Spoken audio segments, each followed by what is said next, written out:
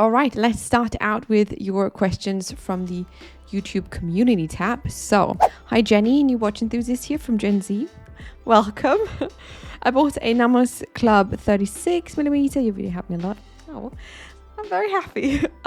When I was visiting Berlin, and it's been great so far, but recently I scratched my watch. I want to ask a question. Have you ever personally tried to keep your watch to look as perfect as possible, trying to polish, etc.? And if yes, do you ever think your act will lower the value of the watch? Well, first of all, I'm very sorry for your scratch, but yes, I did try to polish a watch once. Stopped immediately because I made it look even worse. And I do try, even though I sometimes fail miserably, to keep my watch as nice looking as possible. Especially, by the way, with this Yachtmaster that I'm wearing right now, the Yachtmaster 37. The platinum bezel on this one just gives me a headache because it's so delicate, I think. When I look very closely, I see so many these tiny scratches. And I know it's dividing people into two groups. You've got these people who are like, oh, scratches that character. I'm not one of those people. I don't like scratches on my watch. If you do, that's fine. I know this is something that gets used like a car. You know, you use your watch, you wear it. But still, I have no interest in messing up the things that I own and wear in use. So yeah, that's that. And if I ever think it will lower the value of the watch, I mean, of course, I am not made of money. And one thing that I really enjoy about the watch hobby is that for some watches, not all, you can wear them for a while and resell them and then buy a new watch from it. And so I am very interested again in trying to maintain a certain value with my watches. And so, yeah, absolutely, I am on board with that. Oh, it also says greeting from Indonesia and Small Wrist Alliance. Yay! Someone from the Itty Bitty Wrist Committee. Nice. So yeah, I could totally recommend using watch stickers to protect your watch. If you are from Europe, I will link for you a special shop down below that I trust and use myself for these protection stickers. I use them on my Oyster Perpetual, on my Yachtmaster, on the Class, for example. Yeah, you can check them out if you want to, but that's usually what I do. Try to be careful and wear protective stickers. Say what you want about them. I know people have their opinions. Right, next question is, given the current market scenario, do you anticipate wait times for watches like a Rolex to come down? The wait times, yes, I absolutely anticipate the wait times to come down. They've already come down a lot, I think. I have heard and seen more and more people who used to be on these so-called wait lists to now receive their watches. It seems like ADs give out watches much quicker now. So yeah, I think it will calm down. But then again, we really did experience a crazy summer in terms of watches and prices and wait times and all that stuff. So it was about to happen. And I think we are finally starting to get a more normal situation, I guess, in that regard. So yeah, I do anticipate. Why is that word so difficult? I do anticipate the wait times to come down for watches like a Rolex. Right, next one is, hi Jenny, love the channel. Thank you so much. At what price point are watches not worth it? Do you personally have a price limit? Oh, Nick. Well, I see, that's the thing with luxury watches. None of them are worth it in that sense, I think. It's a very tricky question. It's a very layered one, and I love discussing that with other people as well. I do personally have a price limit, but I would say it's a budget limit. If I could, I would spend tons of money on watches. I don't have that money, so I do have to set myself a limit. But yeah, let's be real. None of these watches are really, really worth it. I mean, emotionally, intrinsically, perhaps, but if it comes down to everything, I don't think you can justify the prices of luxury watches these days. I mean, if you want a watch that is worth it, you can go for a Casio F91W. That one is worth it. That's all I can say. But anything else, no. I'm sorry. Right, okay. Something controversial as always. What do I think about Replica watches? Love your videos. Thank you so much, Omar. You guys, Replica watches are fascinating, scary, and just overall a very highly debated topic in the watch world. I get that. I personally, if you decide to wear a replica watch, do it. I wouldn't do it. I don't know. It would feel weird to me. But then again, who am I to judge anyone who decides to wear that? Is it weird? I mean, I guess if I were a brand owner, if I had a watch manufacturer and they would copy my stuff, I would obviously be very upset and angry. But I'm not. I think it's just a symptom of the popularity of certain watches. Do whatever you want. If you want to wear one, do it. If don't. I think it gets weird if you start trying to pass it off as a real one, obviously, and if you're trying to make money from selling replicas as authentic ones, that's shitty. You shouldn't do that. But other than that, Steve says, what are your protocols while traveling with your watches for safety, storage, transport, insurance, etc.? Thanks. Ooh, good question. And I know I totally missed Brittany's video on it. I think she took it down. I've heard a lot of stories about watches being stolen recently. People getting robbed in broad daylight with their watches on. My protocols while traveling. Well, first of all, it always depends on where I'm going to.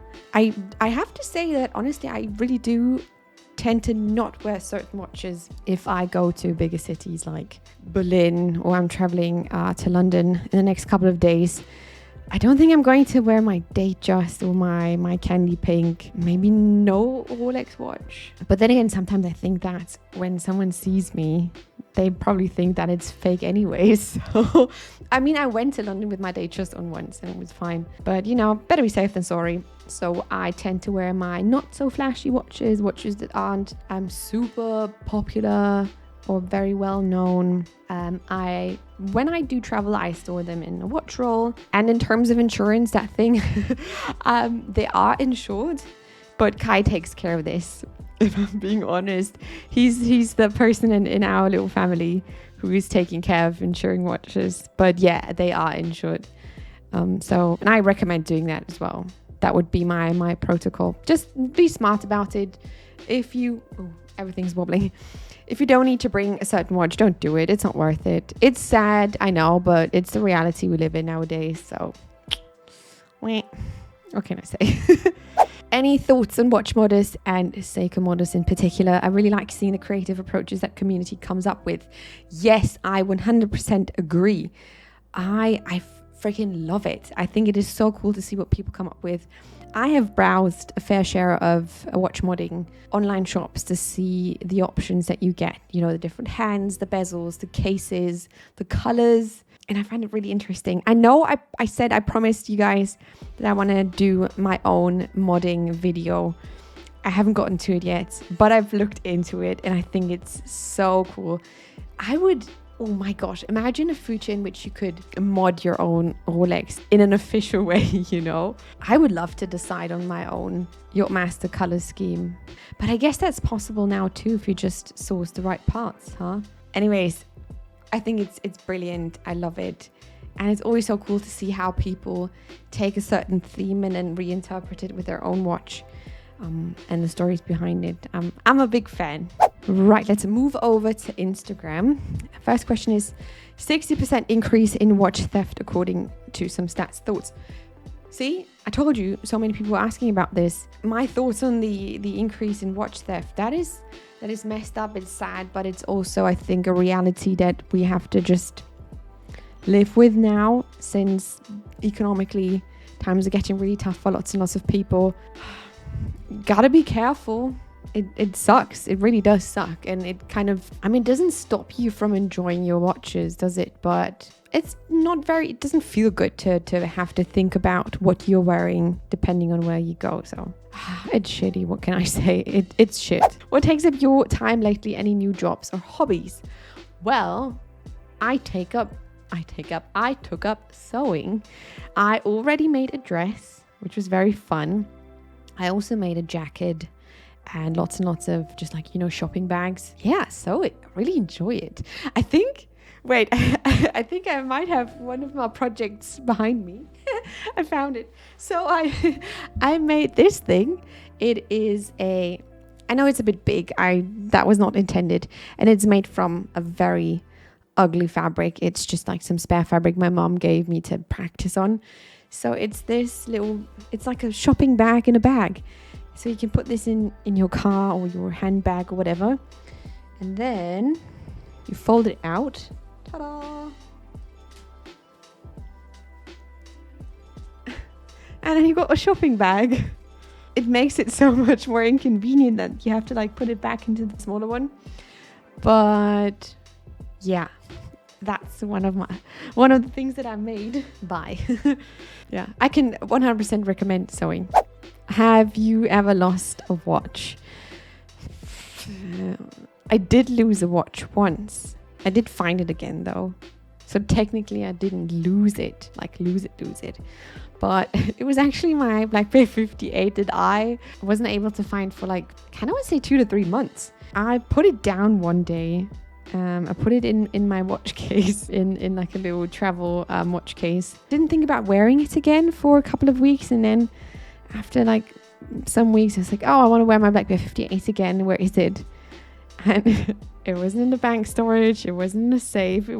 It was nowhere to be found. And you know, at first when you were heavily in denial and you're like, whatever, I will find it tomorrow. It's probably like somewhere on my desk or whatever. Turns out it wasn't, and I couldn't find it. And then I confessed to Kai after a couple of weeks, like, hey, have you seen my BlackBerry 58? I can't find it.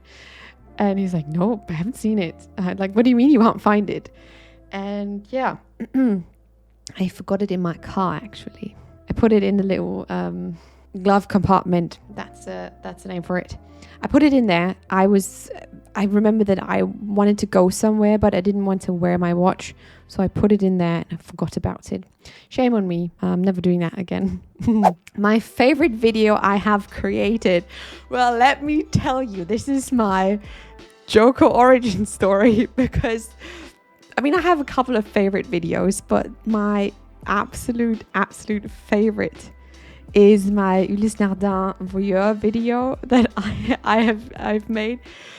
And let me tell you, because of some minor mistake, apparently, even though I'm pretty sure that I did tick that box, I did tick the box that says, you know, when you upload a video, you have to say, I'm not swearing in this video, this is not explicitly for children, blah, blah, blah, blah, blah. And I ticked the box that says that it had adult themes in it, because that watch portrays nudity, you know, and, well, a sexual act. So I ticked that box, but apparently, according to YouTube, that wasn't enough. And so I got a strike for that video, which, I know it might be a bit petty, but I'm so upset about it, which cost me my play button, because I was this close to get my play button for the 100,000 followers. But because of that video and because I've broken a rule, I did not get mine, and I will never get one, no matter how many subscribers I get, because I am now no longer deemed a good creator in that sense that I would deserve a play button, which is making me really sad. I don't know. I think it's ridiculous.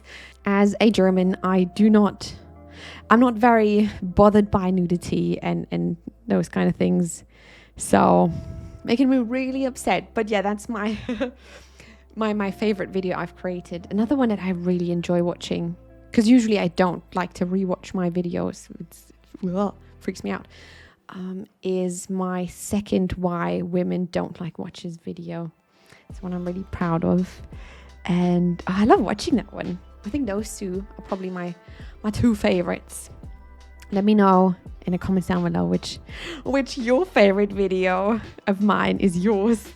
That would be nice to hear. F, marry, kill for watches in your collection. Ooh, so I'm not going to say that word. I don't want to get demonetized again. YouTube, thank you so much. F, marry, kill for watches in your collection. I think the better version for this in relation to watches would be to trash, flip, or keep, I guess. That would be interesting. That would be a good video. If you guys want to see that video where I'm going through my collection, deciding which one to trash, keep, or flip, let me know in the comments down below. Maybe I could react to other people's watch collections or like some random collection of watches. and play that game. That would be fun, I guess. Next question is opinion on sports watches with complications, 50 fathoms with a moon phase or Vacheron Constantin 56. To be honest, not a big fan. I can handle a date, that's cool, but as soon as sports watches start to go overboard with their complications, kind of loses the appeal, and then it becomes very obvious that it's at the end of the day just jewelry. And I don't know, maybe I like to still lie to myself a bit and appreciate when a sports watch at least tries to pretend that it's a tool watch instead of, let's be real, a luxury accessory. I know very few people, and I know there are people who go diving with their divers and all of that, but it's not very many people. So I don't know, maybe that's the hypocrisy in me, and seeing sports watches with too many complications just hits it home that this is just a very expensive, ridiculously expensive hobby. Oh, that feels like a revelation right now. To be honest, I just realized why I dislike it. I don't know what you guys think. Imagine like a Black Bear 58 with a moon phase. That's just silly. I don't know. I don't like it. Right, guys, that's all I have for you today. Thank you so much for sending in all of your questions here on YouTube and over on Instagram. If you haven't already, you should follow me over on Instagram. Thanks so much for watching and for all the support. Be on the lookout for my next Q&A if you like this one. If you want to watch more reviews, make sure to check out my channel. I will link some of the favorite video I've talked about earlier in this video in the description box down below. If you have enjoyed this video, make sure to give it a thumbs up and subscribe to my channel. So I will see you in my next video. Until next time, bye.